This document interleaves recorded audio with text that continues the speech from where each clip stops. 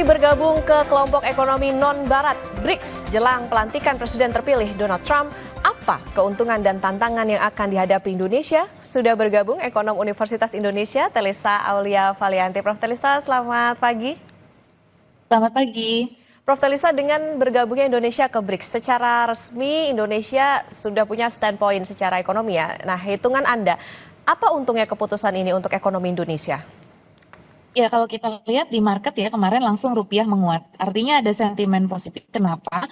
Karena ada peningkatan posisi tawar Indonesia. Jadi dengan bergabung dalam BRICS, itu artinya kekuatan kita bahwa kita sebagai negara yang besar. Karena Goldman Sachs dulu sejarahnya membuat kelompok BRICS ini adalah negara-negara besar yang emerging, yang ekonominya tumbuh tinggi, populasinya besar, kontribusi ekonomi ke dunianya tinggi, gitu kan. Nah, jadi itu meningkatkan citra Indonesia sebagai negara besar karena itu adalah negara tujuan para investor. Jadi Goldman Sachs mengelompokkan BRICS itu sebagai kelas 1 tujuan dari negara-negara investor karena memiliki market yang besar. Nah, jadi dengan bergabung dalam BRICS ini menjadi posisi tawar Indonesia di dalam diplomasi internasional itu semakin kuat. Kan kita negara G20 juga, ditambah dengan negara BRICS artinya kita semakin kuat seperti itu. Jadi tentunya secara image dalam diplomasi internasional tentu sangat menguntungkan seperti itu. Oke, artinya ini bisa menjadi satu nilai tambah bagi Indonesia soal Nilai bagaimana tambah. citra Indonesia di mata dunia dengan bergabung dengan BRICS.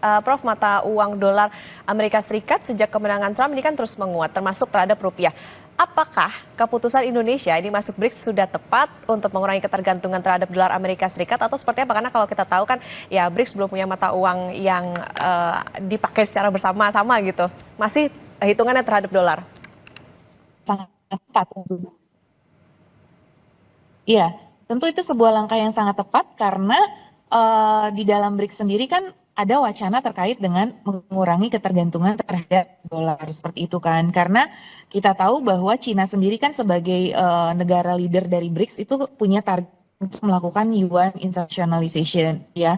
Mereka juga pengen mereplace dan kita juga punya sistem namanya local currency. Nah, di BRICS ini juga bisa diterapkan penggunaan dari local currency karena untuk mengurangi tadi ketergantungan terhadap bukan berarti meninggalkan 100% karena dolar tetap mata uang internasional yang digunakan secara internasional dia sebagai hard currency. Nah, tetapi kita ada alternatif diversifikasi. Jadi narasi yang kita bangun itu untuk mengurangi resistensi dari Amerika ataupun negara-negara maju sebetulnya lebih ke kerjasama ekonomi supaya lebih kuat, terus mengurangi ketergantungan terhadap dolar untuk meningkatkan stabilitas kurs di anggota-anggota BRICS. Nah, stabilitas itu bisa dicapai dengan diversifikasi. Jadi kuncinya adalah melakukan diversifikasi sih. Jadi kan mata uang negara BRICS terutama China ya yang sangat memiliki potensi untuk jadi leader yaitu yuan misalkan. Nah, itu bisa menggantikan ataupun mengurangi ketergantungan terhadap US dollar. Tidak menggantikan tapi lebih ke mengurangi ketergantungan terhadap US dollar tadi seperti itu. Nah, jadi ini bisa menjadi karena kan selama ini tidak sistem di arsitektur keuangan internasional tuh sangat dominasi dolar gitu kan, makanya kan Rusia disanksi ya. Jadi ini kurs itu sering dijadikan alat untuk mensanksi nih atau transaksi-transaksi nilai tukar ya. Karena kekayaan-kekayaan kan dalam dolar gitu misalkan kan transaksi dalam dolar. Nah, ekspor impor dalam dolar, utang piutang dalam dolar. Nah, karena itu sering digunakan sebagai alat untuk melakukan sanksi ekonomi. Nah, dengan adanya BRICS ini kita kan tidak lagi tergantung gitu, mengurangi ketergantungan. Jadi kalau misalkan nanti ada apa-apa dikenakan sanksi atau apa, kita masih bisa survive seperti itu. Jadi ini memberikan supaya ya US dollar juga jangan terlalu hegemoni gitu loh. Jadi ini kan yang negara-negara BRICS ini pengen keadilan dari arsitektur keuangan internasional supaya jangan terlalu hegemoni gitu. Sehingga kita nggak punya banyak pilihan seperti itu. Nah, dengan adanya BRICS ini harapannya negara-negara besar yang kuat, nah nanti mata uangnya itu transaksi antar negara anggota bisa dengan menggunakan mata uang negara-negara anggota yang dalam bentuk misalkan local currency seperti itu. Oke, artinya kalau misalnya ini mengurangi ketergantungan terhadap dolar, ini bisa dikatakan jadi membuat Presiden Amerika Serikat ketar-ketir nggak sih, Prof? Karena di satu sisi kan juga Trump ngancem nih akan ketok tarif 100% buat anggota BRICS. Betul, jadi kan ini jadi ada semacam resistensi tadi ya, karena narasi yang dibangun kan meninggalkan dolar gitu, padahal sebenarnya melakukan diversifikasi ya. Jadi artinya bahwa kalau kita narasinya melakukan diversifikasi ya mungkin Amerika tidak terlalu resisten seperti itu. Jadi ini juga ekonom-ekonom di Amerika Serikat sendiri banyak memberikan masukan kepada Presiden Trump bahwa BRICS ini juga perlu artinya gini, kita nggak bisa selalu mempertahankan hegemoni US dollar gitu. Para ekonom itu juga menyampaikan bahwa ini negara-negara BRICS ini bisa menjadi peluang di masa depan untuk mata uang juga seperti itu. Dan karena ekonominya besar, menguasai komoditas kan tadi disebutkan di tayangan, kita tuh menguasai apa negara-negara BRICS itu negara-negara yang komoditas utama yang sangat penting bagi dunia, populasinya juga dominan, kemudian kontribusi pada PDB juga dominan. Nah, jadi Amerika nggak bisa terus-menerus juga terlalu melakukan hegemoni terhadap US dollar itu gitu. Jadi oleh karena itu ya Amerika sudah mulai pastinya melakukan strategi ya bahwa bagaimana dia menghadapi rising dari BRICS ini. Makanya pengen menaikkan tarif. Jadi kan ada currency war, ada tarif war, trade war gitu kan. Nah, jadi ini bisa saling terkait memang antara currency war dengan trade war tadi. Nah, makanya sebetulnya sih apa ya, narasi tarif 100% itu harus kita antisipasi juga sih ya. Itu tadi lebih baik kita menyampaikan bahwa BRICS itu lebih kepada itu tadi diversifikasi ya. Jadi nggak 100%. Karena negara-negara BRICS sendiri kalau dilihat datanya itu punya cadef dolar juga dan mereka cadef dolarnya juga meningkat. Jadi artinya sebenarnya nggak meninggalkan dolar juga. Jadi cuman kita punya pilihan supaya mata uang kita lebih stabil karena kebanyakan negara-negara BRICS ini kan mata uangnya nggak terlalu stabil tergantung pada US dollar karena dolarnya tadi yang terlalu kuat karena dia sebagai safe haven gitu. Nah makanya dengan adanya diversifikasi sebetulnya membuat stabilitas dari mata uang di dunia itu harusnya menjadi lebih stabil karena nggak tergantung hanya pada satu saja. Karena apa yang terjadi sama Amerika akhirnya kan mempengaruhi seluruh dunia. Kalau Amerika defisit, kalau Amerika apa. Jadi sebenarnya ini kita membantu juga loh untuk stabilitas mata uang di dunia supaya tidak tergantung hanya pada satu. Kalau tergantung pada satu, ada apa-apa dalam ekonomi negara itu kita jadi sangat tergantung dan itu spreading ke seluruh dunia. Akhirnya kan nggak bagus juga. Jadi sebenarnya sih lebih bagus kita narasinya itu untuk stabilitas mata uang bukan untuk dedolarisasi istilah yang meninggalkan dolar supaya tadi tidak terjadi resistensi dari sisi tarifnya. Karena kalau misalkan kan pasar utama negara-negara BRICS ini kan tetap ke Amerika Eropa karena kan kita rata-rata pengekspor komoditas mentah. Nah, third destination-nya tetap ada di Amerika dan di Eropa. Jadi kalau mereka misalkan mengenakan tarif, walaupun kita kerja sama internal meningkat, tapi kan itu kita akan mengurangi pangsa ekspor juga dengan negara-negara maju itu gitu loh. Jadi itu uh, kita berharap tidak terjadi ya seperti itu gitu. Jadi jangan sampai BRICS ini kemudian menimbulkan ke trade war yang lebih ini ya. Jadi harusnya ada diplomasi di BRICS. Nah mungkin Indonesia bisa mengusulkan lah hal-hal seperti ini supaya BRICS itu lebih yang kita angkat lebih ke saling bekerja sama aja. Jadi jangan kayak against banget. Tapi kan nggak tahu di situ ketuanya China ya yang ingin ada apa maksudnya ingin kelihatan sekali competitionnya gitu. Tapi mudah-mudahan Indonesia justru bisa menjadi bridge atau jembatan untuk itu tadi ya. Karena kan kita juga non-blok ya. Kita dengan Amerika juga bekerja sama dengan negara barat ingin jadi member OECD juga. Kita juga bekerja sama dengan ini. Nah, mungkin siapa tahu ini bisa mengurangi ketegangan sih. Jadi lebih baik kita menciptakan harmonis yang lebih harmonis narasinya itu bahwa ini untuk stabilitas dunia. Sebenarnya justru kita malah membantu nih supaya stabilitas mata uang di dunia itu lebih baik gitu kalau banyak pilihan seperti itu. Oke, baik. Artinya bisa ditangkap bahwa ini bisa sekaligus membantu juga bagaimana kekuatan rupiah juga, termasuk juga ada pilihan selain dolar tadi, karena dikhawatirkan kalau dolarnya kenapa-napa ini juga bisa berdampak pada yang lain karena dominasi dolar itu tadi. Prof, tapi ini apakah bisa disimpulkan bahwa Indonesia nih ya punya nyali besar gitu menghadapi tekanan perang dagang Amerika, pakai modal surplus dagang jumbo sampai 1,5 miliar dolar? Iya, kita ke Amerika memang surplus ya. Justru ke Cina kita agak defisit lagi setelah kemarin sempat beberapa tahun terakhir itu kita surplus, tapi kita kembali defisit. Jadi memang kita harus lihat sih positioning kita dengan negara-negara BRICS ya, neraca dagang kita seperti apa gitu kan dengan negara BRICS terus dengan Amerika. Nah jadi tapi kan gini ya, kita tadi apa diplomasi kita itu adalah makanya tadi ditekankan diplomasi kita dan non-block, non-alignment. Jadi multiple alignment in non-alignment. Jadi artinya bahwa meskipun kita tergabung dalam BRICS, tapi kita tetap berhubungan baik dengan Amerika Serikat. Nah, itu yang harus kita jaga sih. Artinya bahwa karena kita tuh non-block, jadi bagaimana meskipun kita anggota BRICS, tapi kita tetap memposisikan diri sebagai negara non-block. Jadi artinya kita memang untuk BRICS itu karena kita punya kepentingan tertentu, tapi dengan Amerika Serikat kita tetap menjalin hubungan bilateral kita untuk menjaga surplus neraca dagang tadi. Karena kita kan tetap, kita punya fasilitas GSP, General System Preference dengan US. Nah itu kita jaga tetap baik seperti itu supaya ini tadi. Nah jadi artinya bahwa kita justru apa tadi ya menjadi jembatan antara negara-negara BRICS dengan Amerika supaya tidak terjadi tadi ketegangan atau perang dagang. Bahwa ini kita dunia tuh di satu perahu yang sama ya, yang harus lebih kita tonjolkan tuh justru kerjasama ya idealnya ya. Tapi kan di dalam geopolitik memang tetap ada fragmentasi dan lain sebagainya. Tapi untuk Indonesia sendiri, kita harus tetap mempertahankan posisi non-blok tadi dan mempertahankan surplus neraca dagang kita dengan Amerika. Sehingga tadi bilateral dengan Amerika pun harus tetap kita maintain. Itu sih strateginya. Artinya walaupun misalnya tadi dianggap sebagai jembatan, ini akan mempengaruhi sentimen juga nggak, Prof, dari negara-negara Eropa maupun juga negara Amerika terhadap Indonesia dengan bergabungnya ke BRICS ini?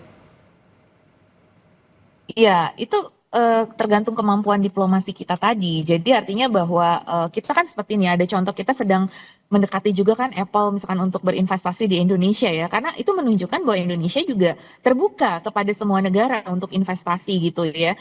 Ke membership kita di BRICS itu dalam konteks kita ingin memperjuangkan negara-negara selatan supaya punya posisi tawar yang tidak jomplang gitu supaya kita tetap bisa bekerja sama secara lebih adil seperti itu. Tapi kita sendiri dengan negara maju tetap memaintain hubungan baik. Ya, kita itu namanya strategi tadi yang disebut sebagai non-alignment, multiple alignment in non-alignment. Jadi kita harus bisa tuh mencari titik-titik ini ya. Tapi tetap tentu ada sentimen itu. Tapi menurut saya sih bagaimana kita communicate ya. Contoh Pak Presiden sendiri kan pernah bertemu Presiden Joe Biden, kemudian Presiden Trump sendiri open kepada Pak Presiden kita bahwa silahkan kita bisa bekerja sama dan seterusnya. Kita juga lagi dekati Apple untuk berinvestasi di Indonesia, misalkan kayak gitu. Jadi kita artinya narasi ingin membangun hubungan baik itu bahwa kita juga tidak ingin meninggalkan dolar atau kemudian tidak ingin memperpanas perang dagang ini ya, bahwa kehadiran kita di BRICS ini sebetulnya karena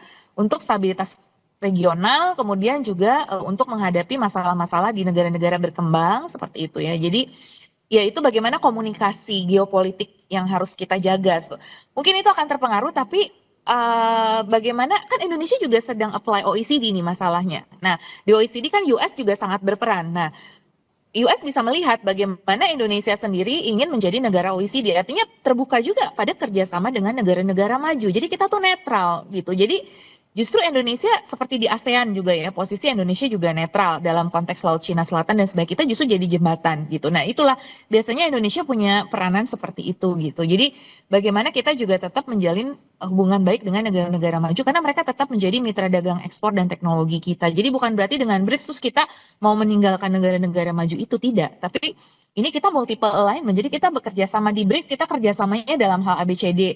Dengan negara maju kita tetap kerjasama juga dalam hal DEF, misalkan kayak gitu. Jadi ya karena kita multiple alignment, Indonesia itu berhak karena kita negara non-blok seperti itu. Oke, Prof, ada pertanyaan besar juga. Indonesia pede menghadapi tekanan Amerika, tapi gimana dengan dominasi impor barang dari Tiongkok? BRICS ini kan akan semakin apakah membuat ketergantungan pada impor ini akan semakin besar atau seperti apa, Prof? Iya. Nah, itu satu PR kita juga ya. Artinya bahwa ini kita lebih banyak memanfaatkan atau dimanfaatkan seperti itu. Jadi kan harapannya kita juga memanfaatkan BRICS ini sebagai akses pasar ya, bukan hanya kita yang diakses gitu kan. Jadi sebetulnya hubungan kita dengan Cina kan memang sudah sangat open ya di dalam ASEAN China Free Trade Area. Ya kita juga bilateral dengan Cina sangat kuat. Jadi kita memang punya kerjasama yang sangat kuat. Nah, sebetulnya pengandalian impor di satu sisi untuk kepentingan nasional itu tetap dibutuhkan. Jadi artinya bahwa, tapi kita juga harus bisa mengakses negara-negara lain. Karena katanya ekspor kita itu belakangan ke negara-negara BRICS kan meningkat kalau tidak salah dalam beberapa tahun terakhir ini sekitar 12% ya. Jadi cukup tinggi gitu pertumbuhan ekspor ke negara-negara BRICS gitu. Nah, jadi ini bisa jadi peluang juga gitu. Ya, kalau kemudian impor sendiri kan sebetulnya bagaimana kualitas kita sendiri ya dari produk-produk kita sendiri. Jadi kita harus mulai juga bersaing dari sisi kualitas gitu. Seperti apa kualitas produk kita, kalau produk kita bisa lebih bagus dari China meskipun banyak impor. Yang penting pengendalian impor ilegalnya saja sih yang harus kita tangani ya. Kalau impor legal kan sebetulnya itu lebih terkendali, tapi kalau impor ilegal itu yang seringkali merugikan. Nah, impor ilegalnya yang harus kita cut gitu. Nah, tapi bagaimana ini sendiri supaya kita harus punya daya saing dan kita sendiri harus melihat Cina sebagai peluang ekspor juga karena Cina kan mitra dagang utama kita juga. Jadi ya, dan kesadaran dari masyarakat Indonesia sendiri untuk memberikan preferensi kepada produk-produk dalam negeri itu tetap harus kita bangun kecintaan terhadap produk dalam negeri meskipun kita kerja sama berbagai negara manapun gitu. Prof, berarti artinya ada ini dong, ada potensi Indonesia makin kebanjiran produk impor dari Tiongkok?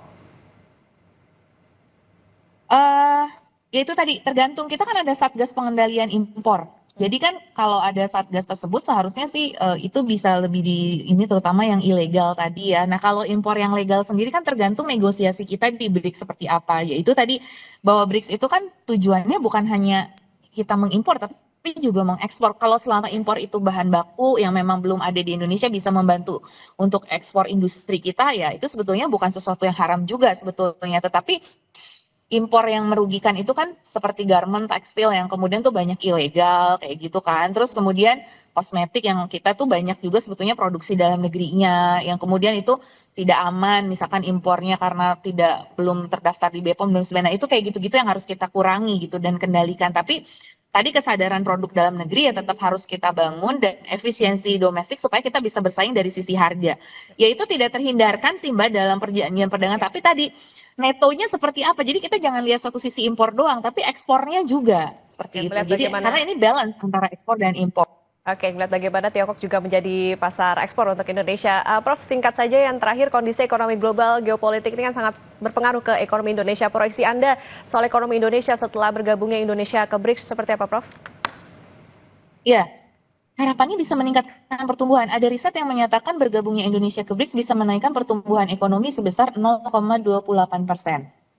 Nah, jadi harapannya nih target pertumbuhan 5,2 ya bisa lebih tinggi lagi, bisa 5,238 dengan adanya atau 5, ya maksudnya 5,2 tapi kan ada faktor downside ya yang menyebabkan 2025 itu mencemaskan seperti itu.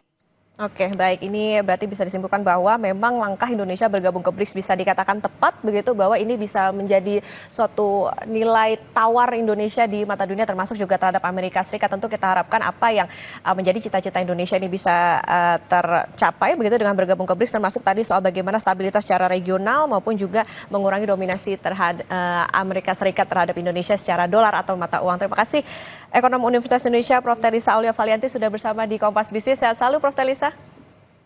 Terima kasih, sehat selalu. Saudara, PSSI membantah jika pelatih timnas pengganti Shin Tae-yong bermasalah dengan utang judi dan pengaturan skor. Informasi lengkapnya saudara kami hadirkan usai jeda.